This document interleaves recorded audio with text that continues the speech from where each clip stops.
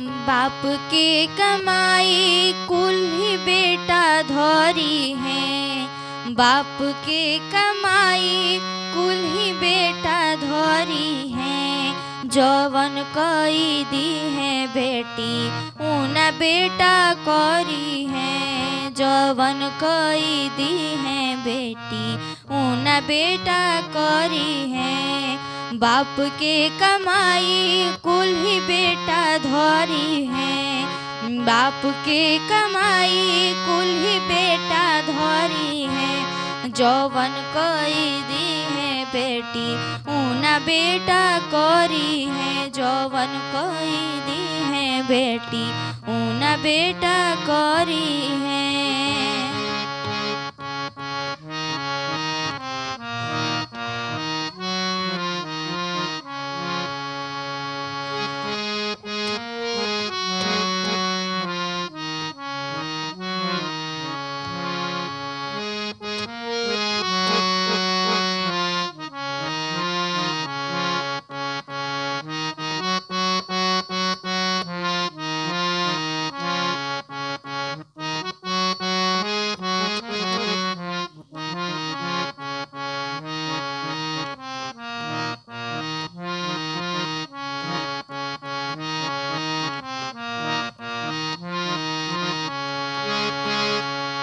होते शादी में हर लेके होई जइहे लगा। आई बुढ़ापा नहीं करी है कहलका।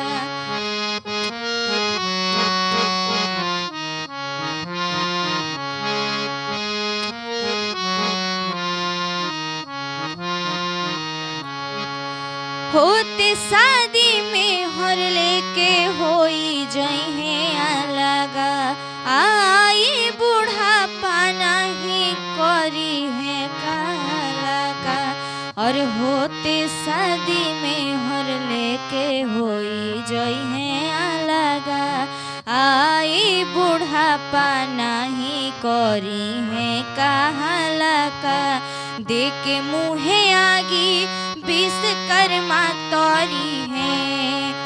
देके मुँहे आगी विश्वकर्मा तोरी है। जवन कई दी है बेटी उन बेटा करी है। जवन कई दी है बेटी उन बेटा करी है। बाप के कमाई कुल ही बेटा धरी है।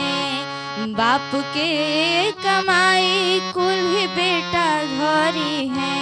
जवन कई दी है बेटी उन बेटा करी है। जवन कई दी है बेटी उन बेटा करी है।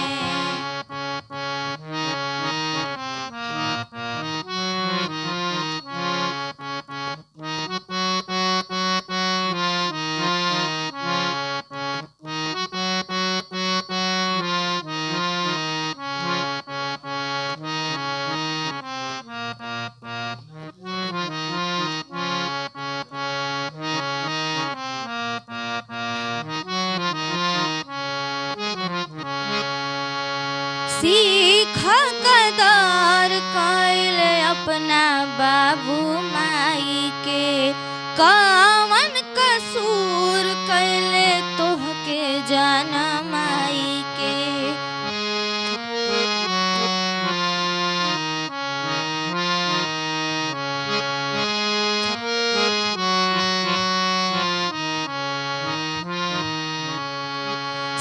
सीखा कदर कैल अपना बाबू माई के।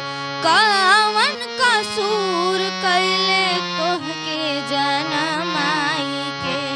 और सीख कदर कैल अपना बाबू माई के।